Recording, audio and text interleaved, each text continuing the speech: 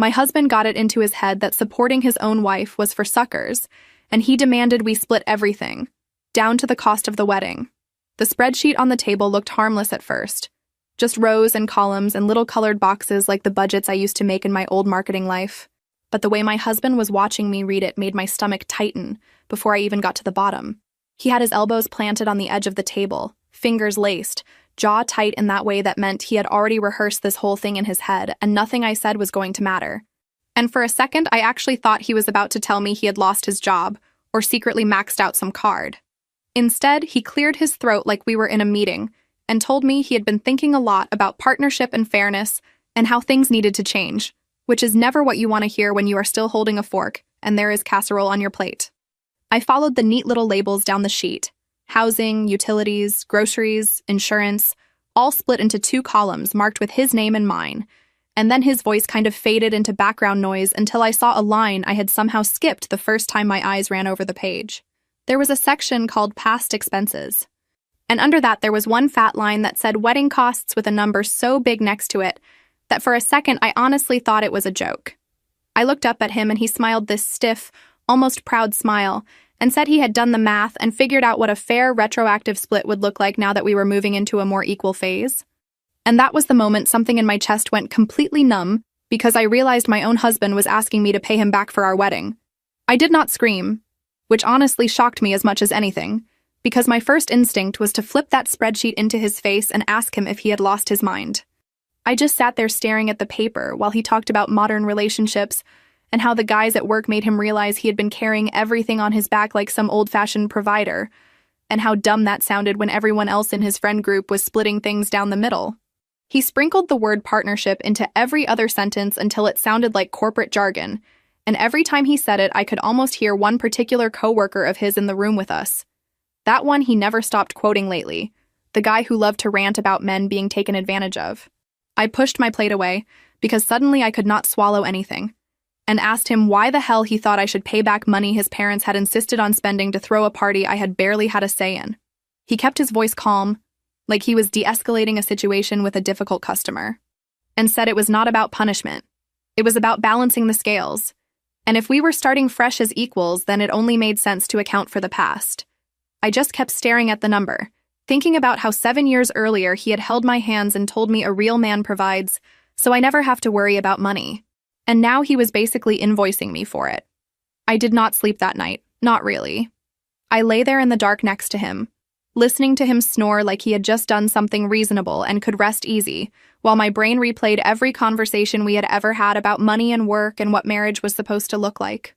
Back when we got engaged, I was the one with the bigger paycheck and the cooler job, and he had been the one who hated that, who told me he wanted me home, who said it made him feel like a failure that I was always traveling and he was not. I quit my job because I loved him and because he made it sound like some romantic old school thing, like he was rescuing me from burnout and hotel rooms and red-eye flights. Now, lying there staring at the ceiling, I realized he had rewritten that entire story in his head to cast himself as the victim and me as the freeloader. At some point before sunrise, I gave up on pretending to sleep and went to the kitchen to make coffee for myself. And when he wandered in later, rubbing his eyes and asking where his mug was, I heard my own voice come out way calmer than I felt when I said if we were partners now, he could make his own coffee. He blinked like I had spoken a different language and then laughed this short, irritated laugh, the kind he used when the internet went down, like I was the glitch in the system.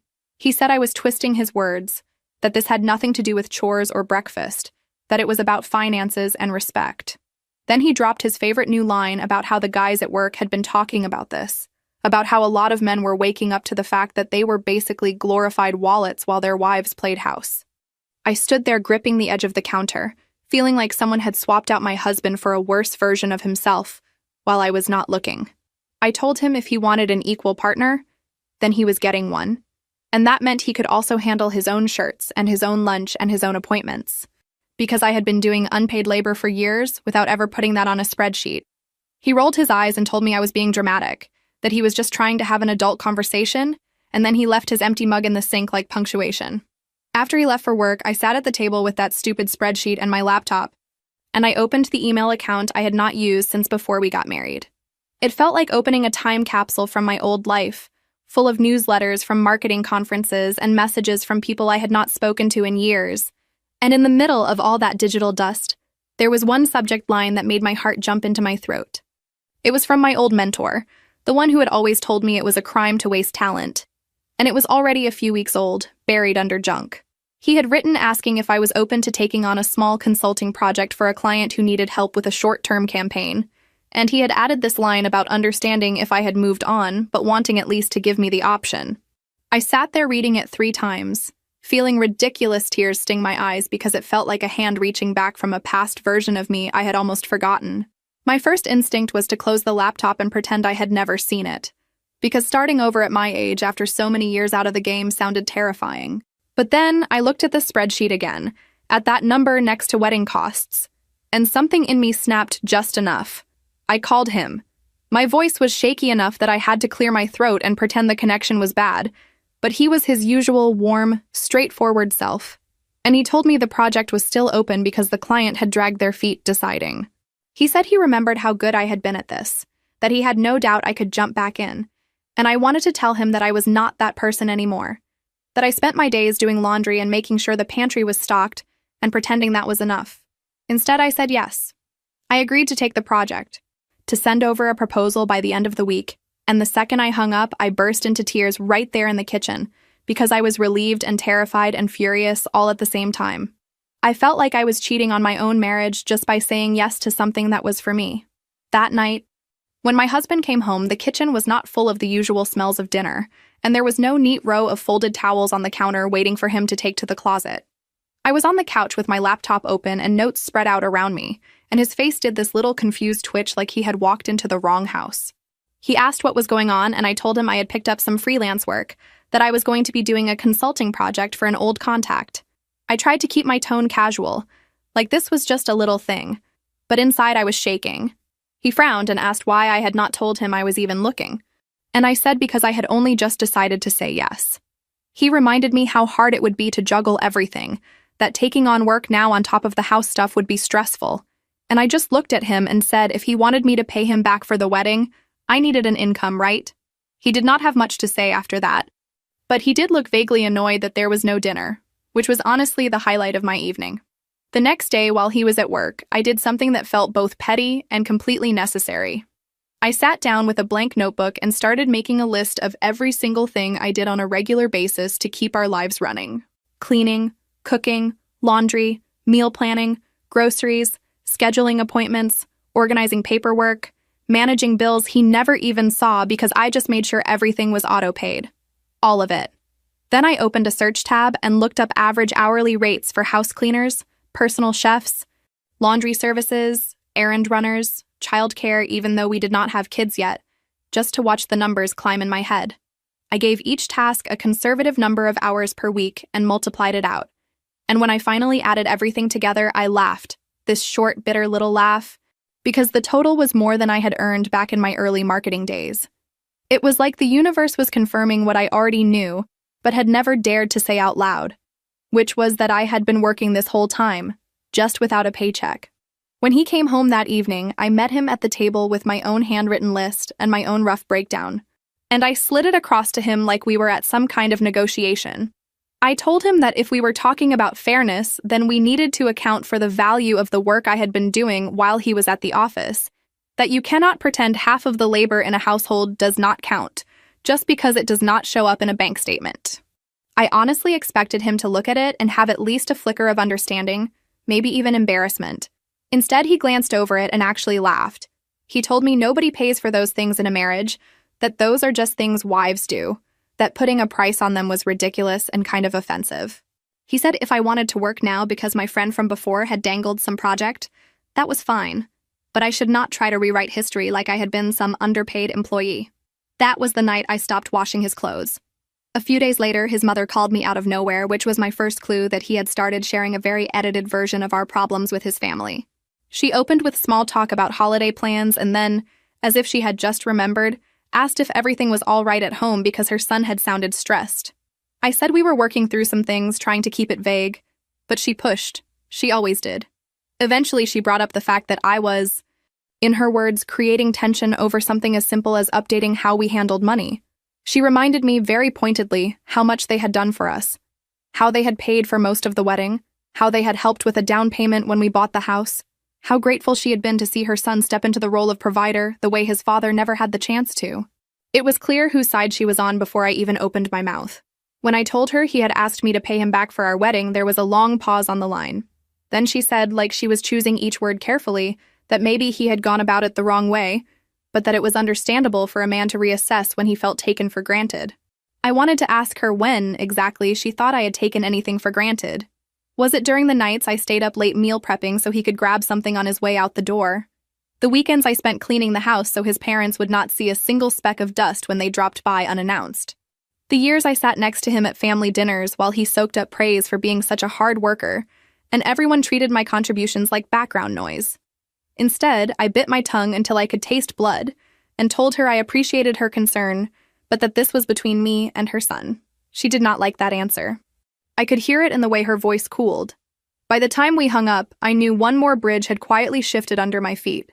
It sounds petty when I say it out loud, but I had reached the point where every sock I folded felt like a little betrayal of myself. I did my own laundry. I cooked for myself. I cleaned up after myself, and I left his mess exactly where he made it. His dishes stayed in the sink. His shirt spread stayed on the back of chairs. His empty snack wrappers lived on the coffee table, and I tried very hard not to care when the apartment started to look like a college dorm room on his side. The guilt gnawed at me constantly because every time I walked past a pile of his stuff, I heard my mother's voice in my head telling me not to be spiteful, that a good wife takes care of her home. But I also heard his voice reading off lines from that spreadsheet, and between the two, the anger won more often. A week later, when he still had not gotten the hint and the bed felt like a cold negotiation table instead of a place to sleep, I moved his things into the guest room. I did it while he was at work, boxing up his shirts and his ties and the books he never actually read but liked to display, and I left his side of the dresser empty. When he came home and saw his stuff in the smaller room at the end of the hall, he stared at me like I had set the house on fire. I told him calmly that if we were partners now, then separate spaces made sense until we figured out how to live like people who actually respect each other. I said I needed room to breathe and to work and to remember who I was without constantly bumping into his resentment. He told me I was overreacting, that couples fight and adjust and move on, that I was making a big deal out of what he called a simple spreadsheet. Then he tried to sleep on the couch to prove some kind of point. But after one night, his back hurt and he grudgingly took the guest room. Meanwhile, I was juggling my new project with all this chaos. And it felt like living in parallel universes. During the day, I was on calls with my mentor and his client, going over campaign ideas and timelines. And the part of my brain that had always loved this work lit up like it had been asleep, and someone finally flipped the switch. I had to schedule the calls during certain windows, when I knew my husband would not be home, and I would close the door to the guest room I had quietly turned into my office and put on headphones so I could pretend I was somewhere else. When footsteps came down the hall unexpectedly early, I would minimize screens out of habit, like I was a teenager hiding some secret, even though nothing I was doing was actually wrong. Still, I did not tell him the full scope of the project, how many hours it was taking, or how much I was making, because some private survival instinct had kicked in and was whispering that maybe this time I needed something that was mine alone. As the weeks went on, I noticed that his new favorite topic of conversation, besides how exhausted he was from being the only real earner in the house, was his coworker. He never used his name with me anymore. He would just say one of the guys at work said this or that a friend from the office had gone through something similar, and every single time his opinions lined up perfectly with whatever this man supposedly thought. He started saying things like, men these days cannot be too careful, that you never know when a relationship is going to blow up and leave you with nothing, and that guys had to look out for each other. One night, when he thought I was in the bedroom, I heard him in the little office nook on the phone, his voice low and tense. He said he was just trying to do things the right way, that he did not want to get blindsided, that he had seen other men get taken to court and lose everything. I stood in the hallway listening, feeling like an eavesdropper in my own life, and that was the night I opened a separate account at a different bank using my phone and put the first payment from the project straight into it. I told myself it was not some dramatic secret stash, that I was simply being practical, but I still felt ridiculous doing it.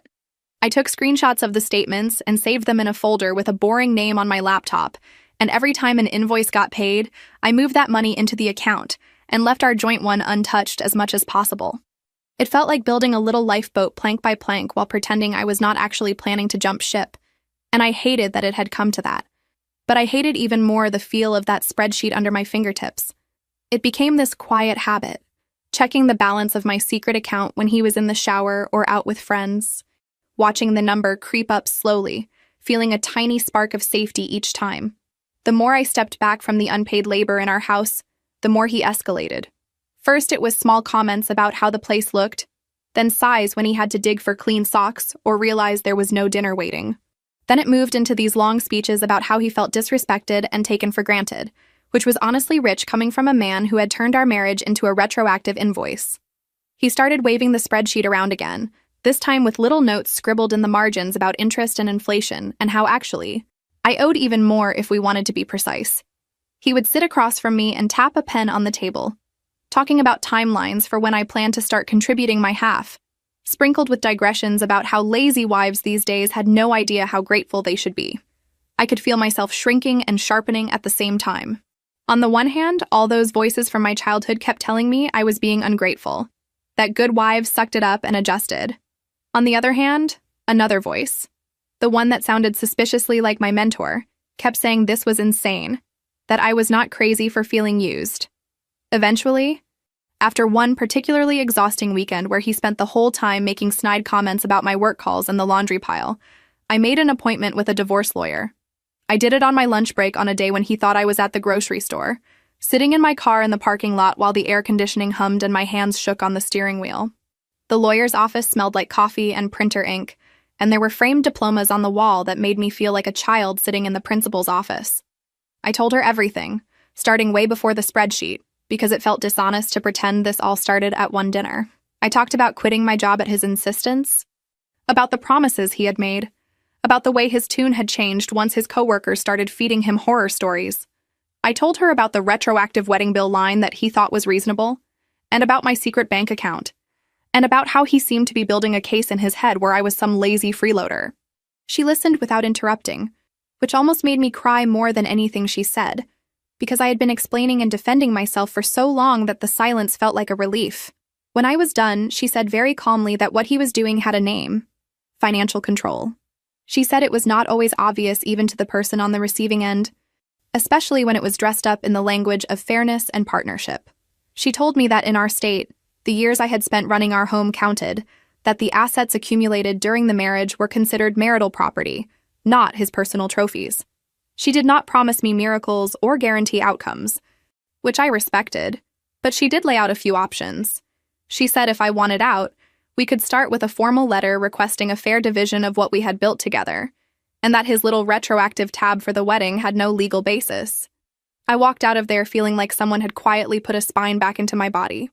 On the drive home, I almost turned toward my parents' neighborhood out of pure muscle memory. Anytime something big happened in my life, good or bad, I used to end up at their house sooner or later, sitting at the same old kitchen table where my mother had once cried over overdue bills while my father pretended not to notice. I did not actually pull into their driveway that day, but I parked around the corner from my own place and sat there with the engine off, staring at the steering wheel and thinking about how she was going to react when she heard I had talked to a lawyer. There is no script in my family for someone walking away from a marriage that does not involve words like failure and shame tossed around like confetti. I held off for a week before I told her. It came out over Sunday dinner, because of course it did. She had made this big roast like we were celebrating something, and my sister had dragged herself in late with a hangover and a story about some man who had ghosted her after promising the world. For a minute, I almost let the night be about that, because it was familiar and easy to dissect someone else's mess instead of putting mine on the table. Then my mother started in on how lucky I was to have a husband who provided, how some women would kill for that kind of stability, and the words just burst out of me before I could stop them. I told her I had met with a divorce lawyer. The fork dropped out of her hand and clattered against the plate. My sister's eyes went wide and then sharp, like she was already ready to pick a side in a fight that had not even started. My mother asked if I was joking. When I said no, she asked if he had cheated or hit me or done something unforgivable, because in her mind, those were the only valid reasons to leave. I said he had shown me a spreadsheet and asked me to pay him back for our wedding like it was a loan, and she just stared at me like she was trying to translate that into a language she understood. She asked very slowly if I was sure I was not overreacting. She reminded me that his parents had paid for most of it, that they had been generous, that plenty of brides would have loved a ceremony like the one we had. It was like she had not heard the part where he wanted retroactive reimbursement. My sister, to her credit, actually snapped first. She said, "Are you serious? You think it is normal for a man to decide 7 years and that his wife owes him a bill for the dress and the flowers?" She reminded my mother how many times she had called me lucky when I first got engaged, how she had framed that whole day as some kind of peak I should be grateful for the rest of my life. My mother replied that marriage is work and that money fights happen, that maybe he was just scared and reaching for control in the only way he knew how. I sat there, listening to them argue about my life like I was not even in the room, and thought about the lawyer's calm voice saying what he was doing had a name: financial control. Power imbalance dressed up as fairness. I finally cut in and said I was not asking for permission. I was telling them what was happening. That went over exactly as well as you would expect. My mother's eyes filled with tears. My sister grabbed my hand under the table like she could not decide if she wanted to comfort me or shake me. And I felt this strange mix of guilt and relief settle in my stomach. Later that night, my sister texted me a stream of messages full of typos and half-finished thoughts about how she was proud of me and also terrified for me. She reminded me that our mother was from a different time, that leaving felt to her like ripping up a story she had already framed on the wall. I told her I did not have the energy to be the good daughter and the good wife at the same time anymore. She sent back a heart and a joke about printing my face on a warning poster that said, "Do not let office bros run your marriage." I laughed harder than the joke deserved, but it helped. It reminded me that not everyone in my orbit thought I was losing my mind just because I was done being itemized on a spreadsheet. After that meeting, I became meticulous in a way that would have impressed my old bosses. I gathered bank statements, tax returns, receipts, anything that showed where the money had gone over the years. Back when we were happy and he trusted me completely, I was the one who handled most of the boring paperwork. So a lot of the passwords were saved on our computer.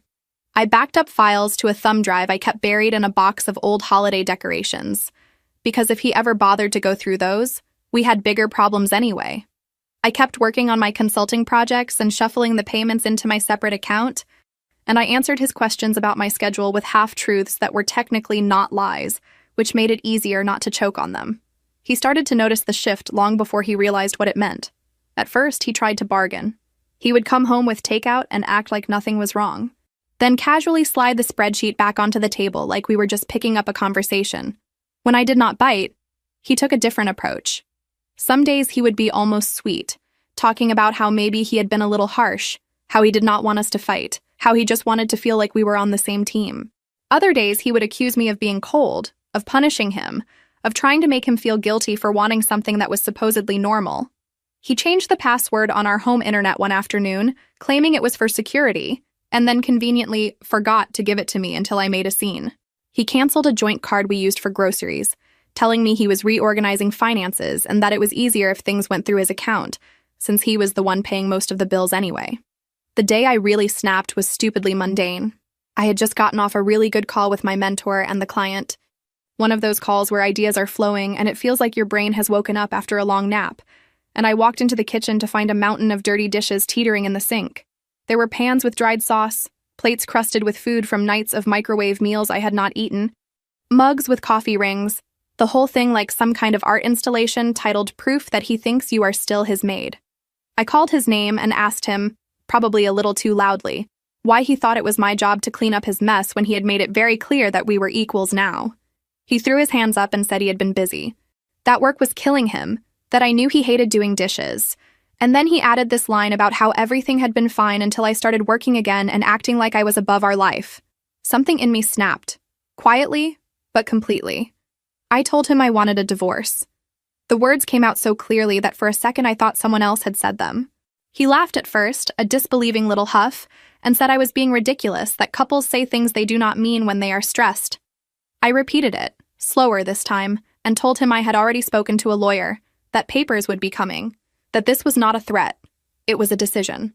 The color drained from his face like someone had pulled a plug.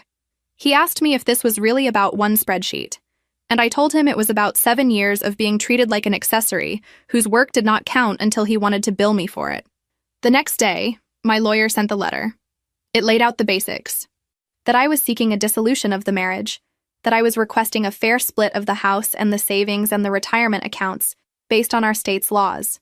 No drama, no insults, just dry legal language that made my entire life sound like a file in a cabinet. He called me from the parking lot of his office when he got it, voice shaking with anger, saying he could not believe I had dragged some stranger into our private business. He accused me of trying to rob him, of listening to people who did not understand our relationship. And when I pointed out that he had been listening to his coworker for months, he said that was different. Because that guy knew what it was like to be a man under pressure. Over the next weeks, things got ugly in a way that was not cinematic, just exhausting. He hired his own lawyer, who apparently bought his narrative that I had done nothing for years, and now wanted to walk away with half of everything. He started spreading stories to mutual friends and family about how I had changed, about how money had gone to my head again now that I was consulting, about how he was just trying to protect himself. In their version, I had abandoned him, not just now with this divorce, but back when I quit my job too, because apparently there was no way to get it right. Anytime I raised my voice, it became proof that I was unstable. Anytime I did not respond to his texts right away, it became proof that I did not care. In the middle of all this, I got offered a permanent position with the client I had been consulting for. It was not flashy, just a steady marketing role at a company that wanted someone who could handle campaigns without a lot of hand-holding. But to me, it sounded like someone handing me a rope when I felt like I was slipping down a cliff. I accepted on the spot, then sat in my car in their parking lot and cried again. Because apparently that was my new personality trait. I did not tell my husband about the job. I told him I was still just doing projects here and there, because part of me could not stand the idea of him twisting even this into another bullet point on his list of grievances. We went to mediation because that is what the court requires, before they let you tear each other apart in front of a judge. We sat across a table from each other with our lawyers at our sides and a neutral person in the middle whose job it was to pretend this was all just a business deal gone sideways. His lawyer repeated the same line over and over, that my contribution had been minimal and emotional, while his had been concrete and financial. My lawyer calmly slid copies of old tax returns across the table, highlighting the years when my bonus had paid for house renovations and debt payoff back when I was still working, and the mediator nodded like they were grading a paper. At one point, his lawyer made an offer that sounded insultingly low, the kind of number that might have tempted a version of me who just wanted to get it over with and never see any of them again. My lawyer leaned over and whispered that I did not have to take it, that it was okay to say no, that this was about the rest of my life, not just the next few months. I said no. My voice shook again, because apparently my vocal cords had not gotten the memo that I was trying to be a different person now, but I still said it. We walked out of that session without a deal, and I went home to my little rented apartment and flopped face down on the bed and let myself think, just for a second, that maybe I was in over my head. Eventually, though, the back and forth wore him down more than me. Another round of mediation, another pile of documents, another quiet explanation from my lawyer about what the law actually said versus what his friend at work thought it said. And finally, there was an offer that did not make me want to flip the table. It was more than I had ever seen in my personal account at once, and less than what I had hoped for on paper, which probably means it was genuinely fair. I signed the agreement with my hands shaking, not just from what it meant now, but from what it represented about the girl who had walked away from her career for a promise and was now, slowly, dragging herself back. When the divorce was finalized, it happened in this tiny courtroom that looked nothing like the ones on television. There were no dramatic speeches, no slamming gavels, just a judge reading through paperwork in a bored voice while a clerk stamped things. I sat there in a plain dress I had bought on sale, with my lawyer next to me, and listened to someone refer to my marriage as a case number. I signed the last set of forms, felt my eyes burn again, and told myself that crying did not make me weak. It just meant this actually mattered. He was there too, across the room, looking tired and stubborn and a little lost. He did not try to talk to me afterward, just nodded once when our eyes accidentally met in the hallway, like we were distant relatives at a funeral. The settlement hit my account a few days later. I watched the numbers update on the screen and felt this mix of nausea and relief, like when a plane finally lands after a long, bumpy flight. I knew that money did not erase what had happened, that it was not some magical reward for pain, but it did mean I could stop living in a rented place that still smelled faintly of the last tenant. I found a modest apartment in a quieter neighborhood, nothing fancy, but with enough light and a little patch of grass outside the window where I could put a chair and drink coffee without worrying about stepping on a forgotten sock. I bought furniture I liked, nothing that reminded me of what we had picked out together. I learned how it felt to sit in a space that was entirely mine, where every dish in the sink belonged to me and nobody could turn around and use it as ammunition. Months later, when I went back to the old house to collect a few things I had left behind in the rush, I saw one of his friends from work helping him move some of his stuff into storage. They were laughing about something, shoving boxes into the back of a truck, and I watched from my car for a second before they spotted me.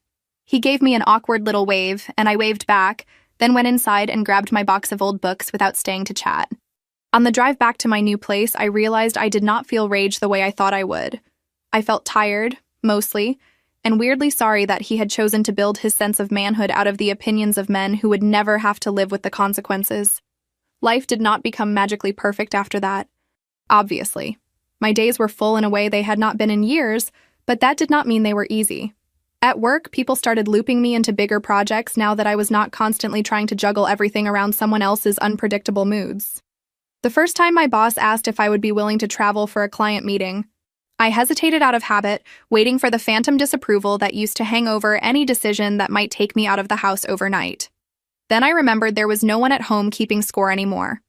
I said yes, and later that night I stood in my little kitchen staring at a suitcase on the counter and laughed at myself for almost asking permission from a ghost. There were social adjustments too. Some friends dropped off the map as soon as the divorce was final, like my single status was contagious, and they could not risk catching it. Others surprised me by showing up harder than they ever had, when my life looked more put together from the outside. One couple invited me to their game nights and made a point of not seating me at the pity end of the table. A coworker turned friend dragged me out to a trivia night at a bar and introduced me as her brilliant teammate instead of as a recent divorcee, which felt small and enormous at the same time. Being treated as a whole person instead of as half of a broken unit did something to my brain I am still not sure how to describe. Running into people from my old neighborhood was less fun. Once, in the frozen food aisle at the store near my former house, I bumped into one of my ex's cousins.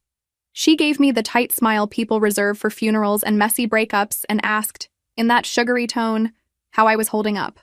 Before I could answer, she launched into a story about how hard the divorce had been on him, how much he had loved me, how nobody is perfect and maybe I had been too quick to make everything about money.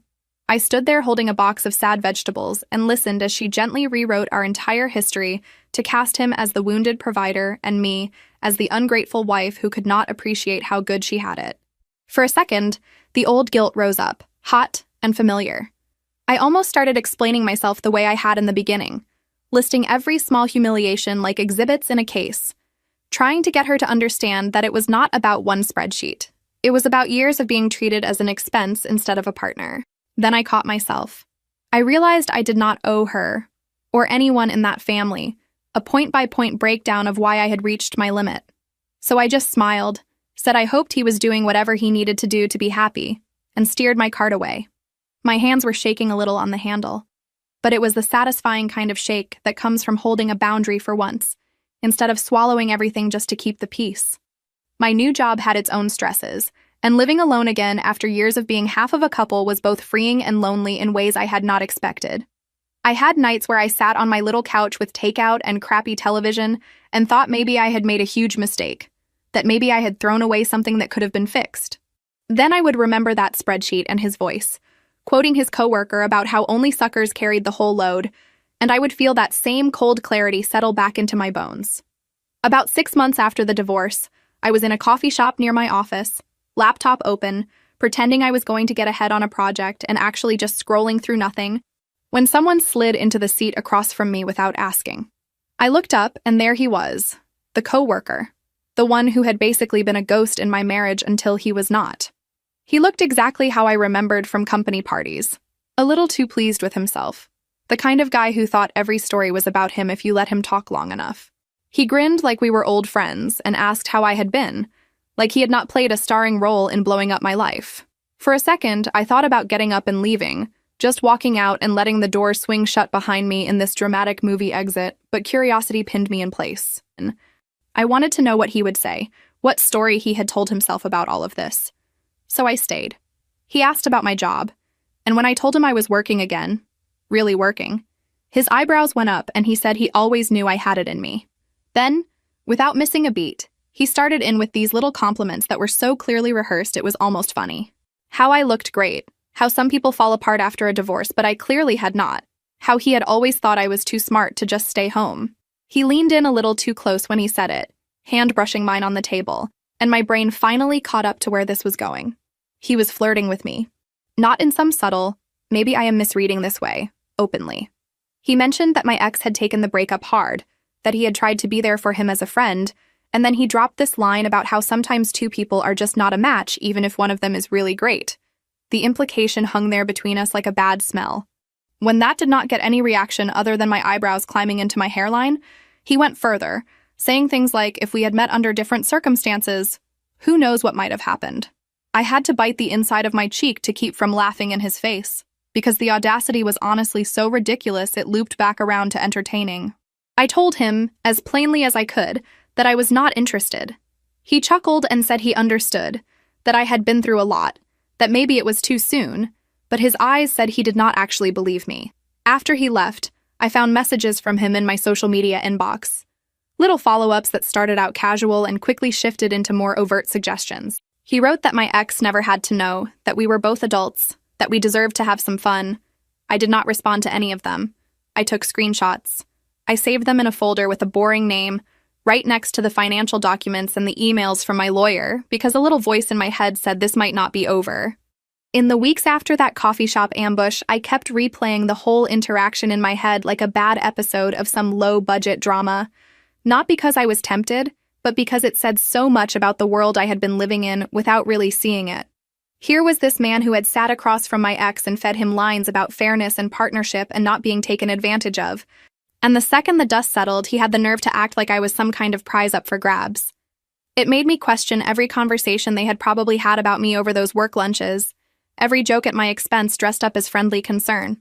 I took all that anger and confusion into therapy, which is something I probably should have done years before any of this blew up. The therapist was this calm, slightly sarcastic woman who had clearly heard every variation of my story at least 10 times from other people. She did not gasp at the wedding invoice or call my ex a monster. She just tilted her head and asked why it had taken that particular spreadsheet to make me finally consider leaving. We spent whole sessions unpacking the way I had been trained to be grateful for being chosen, how I had swallowed little compromises over and over until something as absurd as retroactive billing slid in under the radar as just one more thing I should probably try to understand.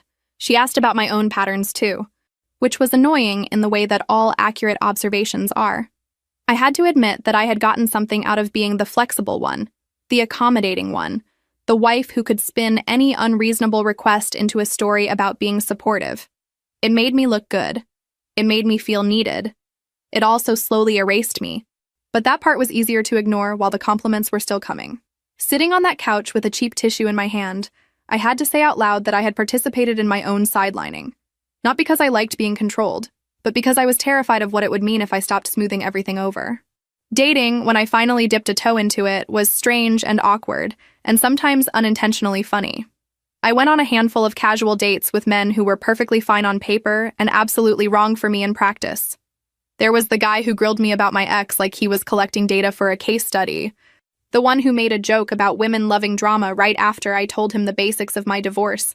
The one who visibly twitched when I said I handled my own finances now. None of them were monsters. They were just little reminders that my bar had shifted, that I was no longer going to nod along while someone explained my own life back to me in a tone that suggested they knew better. There were also quiet nights when I did not go out at all, when I canceled plans because the idea of putting on real clothes and making small talk felt like a chore I had not agreed to. On those nights, I would curl up on my slightly lumpy couch with a cheap blanket and whatever leftovers I had managed not to burn, and I would let myself feel sad without immediately framing it as progress. Everyone loves a comeback story. But the middle part, the messy part where you are just sort of existing and healing at the speed of a snail on a bad day, does not make it into the highlight reel. It is not glamorous, but it is where most of the actual work happens. By the time my ex finally emailed me, I was not healed or transformed or any of those dramatic words people like to use. I was just steadier. My job felt real. My apartment felt like home instead of like a temporary hiding place. My friendships were less about venting and more about actual connection again. So when his name popped up on my screen, my first reaction was not pure panic. It was more like a sharp, surprised ache, the way you feel when you press on a scar you forgot was there and realize it is still a little tender. Almost a year after the divorce, my ex emailed me. It was a simple message. Just a short paragraph saying there were things he wished he had said back then, that he had been doing a lot of thinking, that he wondered if I would be willing to meet and talk. My first reaction was to delete it and block him, because I had worked hard to build a life that did not revolve around his moods, and I was not eager to crack that open. But then another part of me, the part that hated loose ends, wanted to hear what he thought he needed to say. So I agreed to meet him at a coffee shop near a park. Neutral territory, plenty of people around, no risk of accidentally slipping back into old habits just because the kitchen smelled familiar. He looked older when he walked in, and not just in the obvious ways. There were lines on his face that had not been there before, a heaviness in the way he moved that made me think of someone walking through water instead of air. He ordered his drink and sat down, and for a minute, we just did that awkward small talk dance about work and weather and how time flies. Then he took a breath and said he was sorry. He was sorry for the spreadsheet, for the wedding bill, for listening to other people more than he listened to his own wife. He said he had been doing therapy, that his therapist had pointed out some things that made him want to crawl under a rock, like how he had equated control with security, and how he had been so desperate not to feel like a failure that he had turned me into the enemy. He said he missed me. He missed us. He said that if I was willing, he wanted another chance to do it differently, to actually be partners in the way he had pretended he wanted back then but clearly had not understood. He talked about how he had cut off some of the guys he used to listen to, how he saw now that their advice came from fear and bitterness, not wisdom. Part of me wanted to believe him. Part of me sat there listening and thought maybe this was the version of him I had always hoped would show up. The rest of me remembered every time he had dismissed my work, my time, my contributions, and how easily he had thrown those things onto a spreadsheet when someone told him to. I let him talk until he ran out of words, until the coffee in his cup went cold and the people around us had all changed over at least once. Then I took out my phone. I opened the folder with the screenshots and pulled up the messages from his coworker, the ones I had been saving for months without really knowing why. I slid the phone across the table and told him to read them. At first, he looked confused, eyes flicking over the little bubbles like he was not quite processing what he was seeing. Then his face changed. The color drained, his mouth tightened, and his hand clenched around the cup so hard I thought it might crack. He asked me if I had responded. I told him no, that I had shut it down without engaging, because even at my angriest, cheating had never been an option I wanted. I told him I had only kept the messages because some part of me had known that one day they might matter. He stared at the phone like it was full of snakes and said that this explained a lot, that things between him and that coworker had gotten weird, that they had drifted, that he could not quite put his finger on why. I did not say what I was thinking, which was that maybe he should have realized sooner that someone who encouraged him to treat his wife like a line item might not be a trustworthy source on relationships. He looked at me then, really looked, and asked if knowing all this changed anything for me. If knowing he had been manipulated, that someone had been actively undermining our marriage for their own ego or amusement, made me see him differently. I thought about it. I thought about how easy it would be to pin everything on that one guy, to act like my ex had been a helpless victim of bad influences. Then I thought about the nights I had spent awake next to him while he slept peacefully after dropping emotional grenades on our life, about how quickly he had believed it when someone told him I was using him, about how he had turned to them instead of sitting down with me like an actual partner. I told him the truth. I said it did change something, in that I now felt less pure anger and more complicated sadness, but it did not erase the choices he had made. He asked if I would ever consider trying again. Not right away, he said. Not like some movie where we walk out of the coffee shop hand in hand. But someday, maybe, if he kept doing the work and showed me he had really changed. I looked at the man I had once promised to stay with for the rest of my life, and I realized that I did not know him anymore. Not really. I believed he was working on himself. I believed he was genuinely horrified by what his friend had done. I did not believe that going back into that house, into that role, into that dynamic, would suddenly be okay just because everyone was sorry now. So I said no. Not dramatically, not with a speech, just a quiet no that felt like closing a door gently instead of slamming it. I told him I hoped he kept going to therapy. I told him I hoped he figured out how to have relationships that were not built on spreadsheets and outside commentary. I told him I did not wish him harm, that I did not lie awake at night fantasizing about his life falling apart, but that my life had finally started to feel like mine again, and I was not willing to gamble that away. He nodded, eyes shiny, and for a second I almost reached out to touch his hand, then stopped myself. We said goodbye like people who had once shared everything and now shared almost nothing. And then I walked back to my car and sat there with my forehead on the steering wheel until the buzzing in my head calmed down. 2 years later, I have a job I actually like, an apartment that is mine, and a partner who does not treat my contributions like optional add-ons.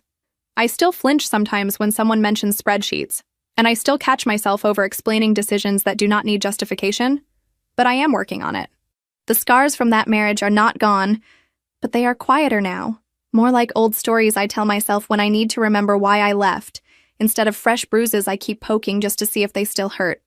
I heard through mutual friends that my ex cut ties with that coworker completely after our last conversation, that their little friend group fractured when the truth came out. I hope he learned something from that. I hope the next person he builds a life with does not have to teach him that love is not a balance sheet, and that you cannot keep a relationship healthy by outsourcing all your decisions to whoever is loudest at the lunch table. As for me, I pay my own bills now. I make my own choices. And when someone tries to tell me that asking for fairness is the same as asking for too much, I do not shrink anymore. I just remember that dinner table, that spreadsheet, that moment when I realized no one else gets to define my worth. That is the real ending. Not a perfect happily ever after, just the stubborn, messy truth that I am allowed to take up space at my own table without apologizing for the seat.